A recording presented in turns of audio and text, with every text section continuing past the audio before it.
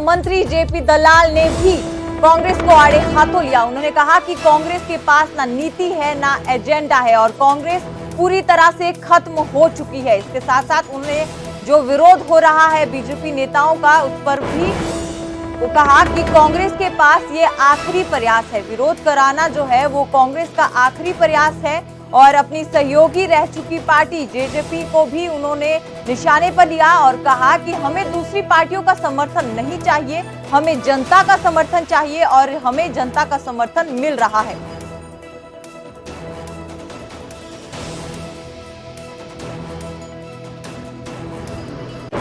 और विपक्ष में आपस में फूट है, उनका कोई ध्येय नहीं है, जनता के लिए कोई योजनाएं नहीं है, इसलिए उन वोटर में उदासीनता की वजह से मतदान कम हुआ है। लेकिन भारतीय जनता पार्टी के वोटर ने खूब वोट डाला है और अच्छे परिणाम आएंगे। ये कांग्रेस की हताशा दिखाती है। कांग्रेस को अच्छी तरह से पता है कि कांग्रेस डूबता हुआ जहाज है। आखिरी कोशिश वो अपने कार्यकर्ताओं के द्वारा आजकल सोशल मीडिया से वीडियो बनाने का काम कर रही है। ये कांग्रेस को और ले डूबेगी, क्योंकि लोकतंत्र के अंदर चुनाव के वक़्त हर पार्टी के कार्यकर्ता को, नेता को अपनी बात कहने का हक है। मैं तो बार बार यही कहता हूं कि सबकी बात सुननी चाहिए और वोट अपनी मर्जी से जो सोच समझ कर देना चाहिए। मैं समझता हूं, मैंने बताया कि कांग्रेस हताशा में है, कांग्रेस ने हार मान रखी है और डूबते हुए जहाज़ को सोशल मीडिया के माध्यम से झूठी सूठी वीडियो बना करके, एआई की मदद लेकर के झूठी वीडियो बना करके भ्रम फैलाना चाहती है। लेकिन हरियाणा का और देश का मतदाता बहुत समझदार है। 10 की 10 लोकसभा सीटें हरियाणा की भारतीय जनता पार्टी जीतेगी, भारी बहुमत से जीतेगी और कांग्रेस को मुंह की खानी पड़ेगी।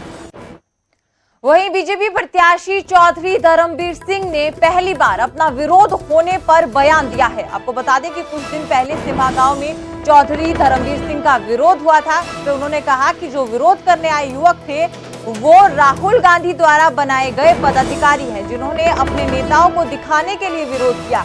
धर्मवीर सिंह ने कहा कि विरोध का जो वीडियो था वो प्री प्लान तरीके से बनाया गया था। आपको बता दें कि भिवानी महेंद्रगढ़ से बीजेपी प्रत्याशी हैं चौधरी धर्मवीर सिंह का बयान सामने आया। उन्होंने कहा कि जो 3 युवक थे जिन्होंने विरोध किया वो राहुल गांधी द्वारा बनाए गए पदाधिकारी हैं, जिन्होंने प्री प्लान तरीके से ये विरोध किया और इसका एक वीडियो बनाया।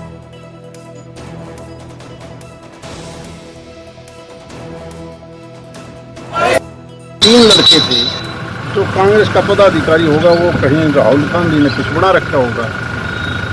तो गांव वालों ने भी उनको कहा कि तुम 3-4 हमें क्यों खराब कर रहे, तुम्हारा जो पार्टी का प्रोग्राम हो वो कहीं और करना।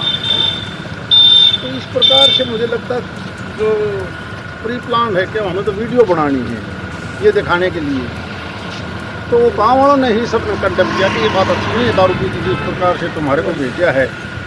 और कांग्रेस के पदाधिकारी अपने आप को तुम कहते हो हम राहुल गांधी के नज़दीक हैं, और राहुल के नज़दीक होने का मतलब ये नहीं कि आप दूसरे को डिस्टर्ब करो। तो ये चुनाव तो देखो एक तरफा चुनाव, जब आप चुनाव का रिजल्ट देखोगे तो मैं मानता हूँ पिछली बार 4.5 लाख था, इस बार ये 6 लाख के आसपास भारतीय जनता पार्टी की जीत है। और वहीं बीजेपी में शामिल होते ही अपनी पुरानी साथी पार्टियों पर सतपाल सांगवान ने वार किया। उन्होंने कांग्रेस और जेजेपी को आड़े हाथों लिया। उन्होंने कहा कि धोखा देकर कांग्रेस ने मेरी टिकट काटी थी। इसी के साथ साथ किरण चौधरी को लेकर उन्होंने कहा कि किरण चौधरी ने हमेशा मेरी खिलाफत की है। जेजेपी को भी उन्होंने निशाना साधा और कहा कि नैना चौटाला को जिताने के लिए मेरे साथ धोखा किया गया है।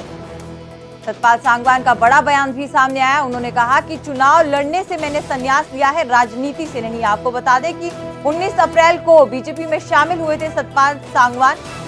चरखी दादरी से 2 बार विधायक रह चुके हैं। 2019 में कांग्रेस से टिकट कटने पर वो जेजेपी में शामिल हुए थे। किसान आंदोलन में उन्होंने जेजेपी को अलविदा कह दिया था। भूपेंद्र हुड्डा सरकार में वो सहकारिता मंत्री भी रह चुके हैं।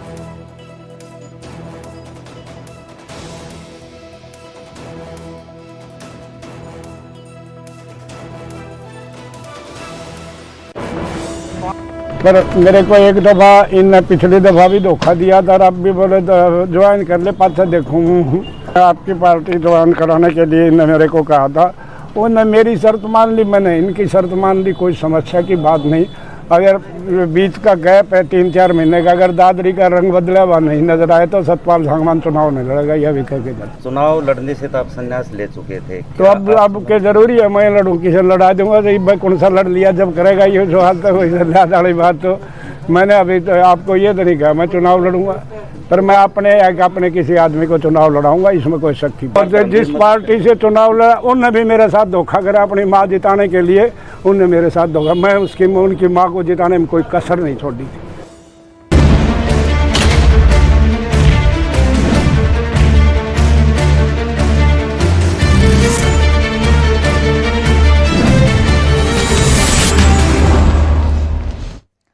अगली अहम खबर सोनीपत से, जहां 5 साल की बच्ची को पीट कर मौत के घाट उतार दिया गया था। इस पूरे मामले में आरोपी मां को गिरफ्तार कर दिया गया है। इसी के साथ साथ उसका प्रेमी भी गिरफ्तार किया गया है। मासूम बच्ची तन्वी को पीट कर उसकी हत्या कर दी गई थी और तन्वी के मौत के बाद से दोनों फरार थे। पूछताछ के दौरान आरोपी मां ने बड़ा खुलासा किया। उसने कहा कि मिट्टी खाने की आदत छुड़वाने के लिए बच्ची की पिटाई की गई थी। आपको बता दें कि पोस्टमार्टम में बच्ची के शरीर पर काफी सारे चोट के निशान मिले हैं। महिला का अपने पति से 1.5 साल पहले ही तलाक हो गया था। महिला कुछ महीनों से अपने प्रेमी के साथ रह रही थी। तो ये बड़ी खबर आपको बता दें, बच्ची की पीट कर हत्या करने के मामले में हत्यारी मां को पुलिस ने गिरफ्तार कर लिया है। इसी के साथ साथ उसका जो प्रेमी था उसे भी काबू कर लिया गया है।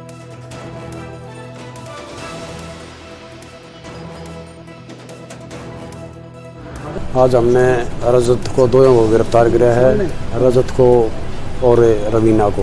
अच्छा जी। 18 तारीख ना मैं सूचना मिली थी कि वह एक लड़की का मोहन नगर से वह एक लड़की नील हो रही है, उस लड़की को अच्छा जी यहाँ पड़ी है, उसमें गए तो और डॉक्टर साहब के पास भेज दिया हमने उस सरकारी हॉस्पिटल सोनीपत में। अच्छा जी। और उसके बाद हमने उसका वहाँ देखा तो डॉक्टर साहब ने मृत घोषित कर दी। सर क्यों मारा मासूम को, क्या पता लगा अभी तक? ये इनको माटी खा रही थी। ये 15 तारीख से इनको लगातार पीट रहे, 18 तारीख तक। अच्छा जी। इस लड़की का मरने के बाद पीजीआई बीपीएस कानपुर में पोस्टमार्टम करा है। अगली खबर गुरुग्राम से, जहां झुग्गियों में आग लगी है। बजखेड़ा में ये कई झुग्गियों में आग लगी और कई झुग्गियां जलकर खाक हो गई। आपको बता दें कि आग लगने के कारणों की अभी तक जानकारी नहीं मिली है।